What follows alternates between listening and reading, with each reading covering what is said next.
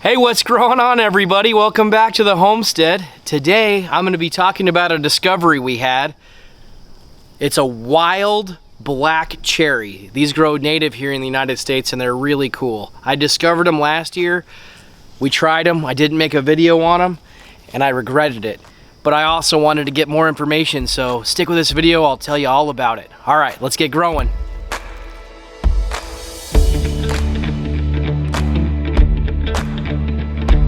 Alright, so I put the camera back a little bit because I wanted to start off by just showing you the sheer size of this tree. It's a very, very large tree. They can grow over 150 feet tall and live about 150 years. They're incredible. This one is not really that old, but if you can tell, trying to see the tree in the background, it actually goes quite high. Let me tilt it up. It goes quite high, and there are active cherries growing on almost all of those branches. So just to show you a little bit more about the tree, I'm going to take the camera down and walk through the understory. I know sometimes with the camcorder it can be shaky, so I'm going to be very careful not to do that. But you can just see this is a very large tree. These trees are loaded with thousands of these little black cherries, and they are quite good. I'm going to talk about the taste here in a minute, but I'm just showing you the tree for right now. So you can see this tree kind of curls back. It goes off to the side over there, but then it follows the trunk, and it actually comes down through the canopy of the other trees and ends up on this bent angle that then goes straight down into the ground over here. And if you can tell what that is down there, that is a creek. So these trees like to grow in shaded areas, and this particular tree grew out of the shaded area and then decided, you know what, I want some light, and it grew through the other trees and poked out and got light. Now when I eventually clear out some of my extra trees, this is one that I'm going to have to mark that I keep. It's actually, it's not too far from our persimmon tree that we have growing here naturally on the property as well. But if you look up, all those branches, see if I can zoom in, they're all covered with cherries as well. So more cherries than I can get to. All right, so the black cherry, how I discovered this tree, my daughters are gonna say it was them. They did bring some in a couple weeks ago, and I was like, oh, don't eat that. That looks like a pokeberry, and it does kind of look like a pokeberry, and those are very dangerous. So I told them not to eat it. But then I remembered that I had found this black cherry. I used the Seek app on my phone. If you guys ever use that, it's a very good app to determine what species are. You still need to check on it, especially when you're going to eat something, because there are some very not so friendly things you could eat that look very similar. But I remember my daughters came in and they told me that they saw this, and that triggered my memory from the previous year. And I remember I had came outside and there was like a horde of chickens. It was a windy day, and the horde of chickens was just all around the bottom of this tree. And at first I thought, well, the chickens love persimmons, but it's too early. It's like July. Why are they out after the persimmons? It's way too early. They shouldn't be dropping until fall. So I came over here, I saw these, and I saw that the chickens were really going at it, and it was pretty cool. So that's how I discovered this tree, this awesome tree on the property. Now, a few interesting facts about this tree, because there are some things that I need to warn you about. They are really bad for like goats and cows. They can actually kill them, and it's not necessarily the cyanide that you get from the seed, even though there is some in there. The real risk is actually in the branch and leaves. And when these leaves get like a frost and they go to like they're about to turn colors and fall off stage, they really soak in the cyanide poisoning, and they become so toxic that it only takes like 1/5 of a pound of these leaves to kill off anything that's in the area. So don't eat those. Don't eat those. Now, I have pigs. We're thinking about utilizing this space for for hogs. The jury's still out on whether it's bad for them, but we're gonna try to cut into this area a little bit so that we're not gonna be, affecting those animals. But aside from that, it's a really cool tree. It is the largest cherry tree in the world, and it is a true cherry, unlike, some of the cherries that I grew back in Arizona, like the Barbados cherry and the I'm gonna butcher the name of it. It starts with an S. I'm gonna butcher it. Sunam cherry. I always kill it. And there was a bunch of those when I was in Bermuda, and I didn't get to try one. I was pretty bummed. But back to where I was at. So these cherries are true cherries. In fact, I'm gonna be doing some experiments with these cherries on grafting them. I'm also gonna take some of these seeds, see if I can get them to sprout. And I'm wondering for my Arizona friends, because this tree is a Native American tree, if perhaps the rootstock of this could be the answer to our growing cherries in Arizona problem. See, I haven't forgot about you Arizona people in my cherry videos, so keep watching. So if these can grow and we can graft onto them, they might have a better rootstock. If you look at the regional map for these trees, not only are they in the southeast United States, they also grow in parts of Mexico and Arizona, which is really cool. There's this giant gap on the map, and you notice that my home state is one of the places they'll grow. Now, I don't know how well they'll grow in the desert areas of Arizona, but they are native to Arizona, which is pretty cool. So these trees do have some pests, just like other cherry trees. I'm gonna skip you over here and show you some of the pests. So if you guys notice this leaf right here, this is probably a June bug. I recently did a video on Japanese beetles. The Japanese beetles tend to skeletonize, but I've actually seen June bugs on this, and that actually kind of fits the pattern of how they would devour a leaf versus a June bug. Then if you come over here, I've got what I thought would only grow on mulberries, but if you look right here and you look really close, these are a certain type of silk caterpillar or worm or butterfly, and if you look really close, the webbing that they created is like a protection for these little worms.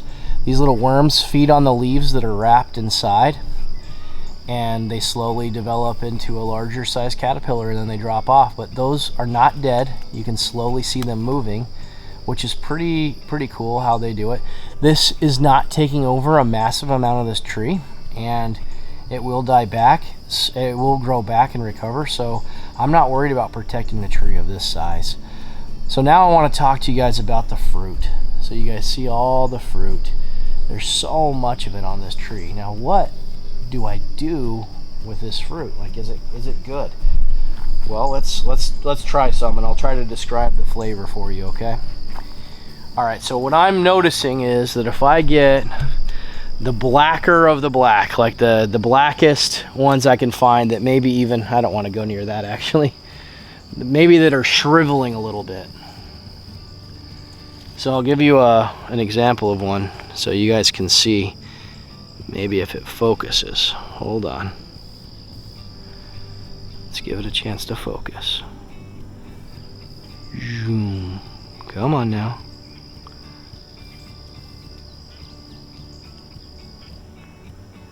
Well, maybe I'll take a picture of it since it's not coming in very good. But if you take those and you eat those,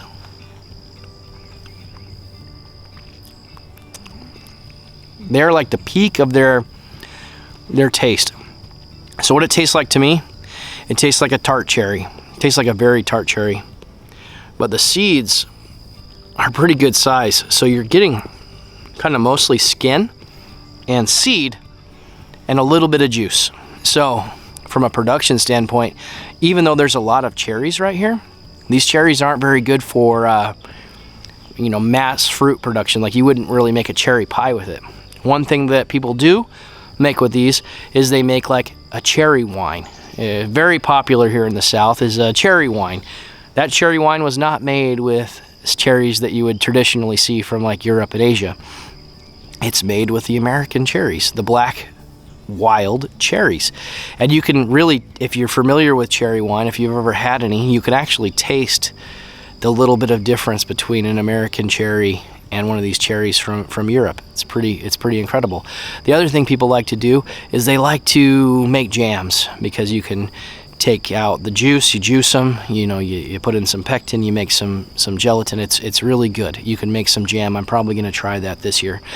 The last thing that actually sounded really cool to me was you can actually take the seed out, dry them out, like take the juice but then dry out the cherries, put it in a food processor, grind it up, and you can use it as like a rub for meats, which that sounds pretty interesting. I'm very into smoking my own meats, and I think it might be cool to see kind of that cherry flavor. Whenever you use cherry wood to cook something, you can taste that flavor.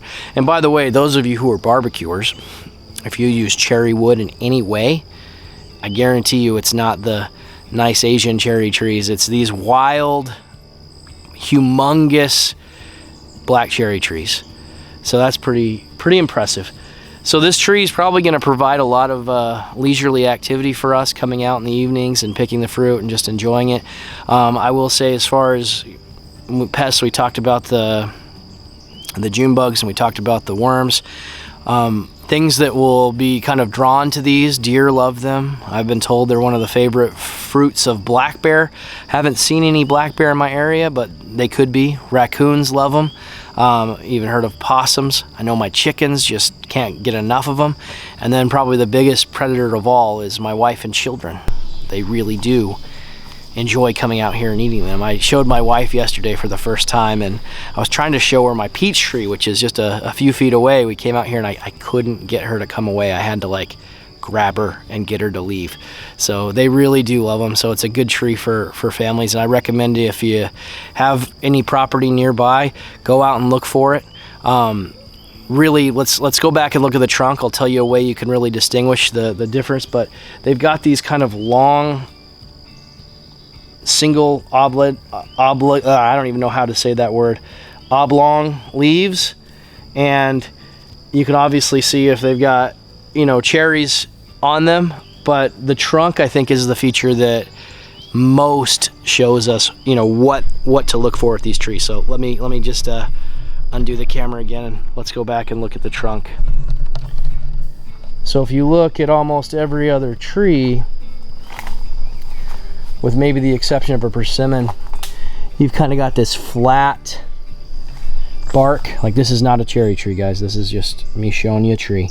It's flat bark, flat, kind of mossy, not a lot of grip on it. And then you get over to the cherry tree, and the way they describe it is like burnt potato chips,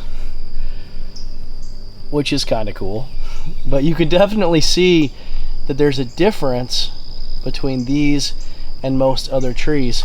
If you look straight across right there, you know what that is? That's another large cherry tree. It's probably even bigger than this one, but it didn't creep out of the canopy, so I didn't even know it existed. But we keep finding treasures like this all the time. All right, guys, well, hopefully you enjoyed this video. Got a little bit of branch in there. Hopefully you enjoyed this video.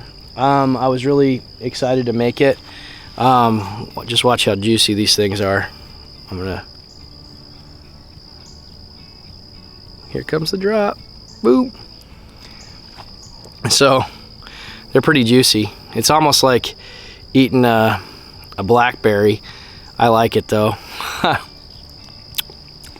actually might be a good way to eat these things. Then you don't have to deal with the kind of tartness of the skin.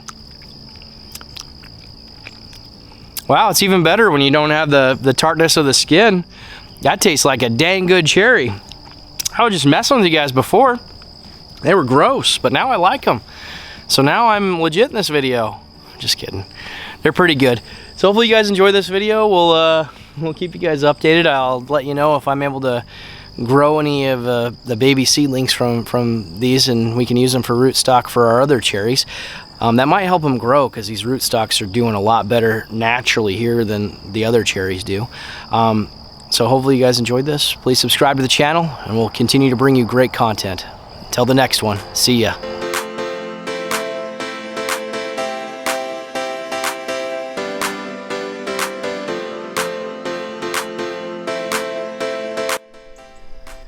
So when you compare the black cherry leaves, which I have right here, to a regular cherry, they're very similar.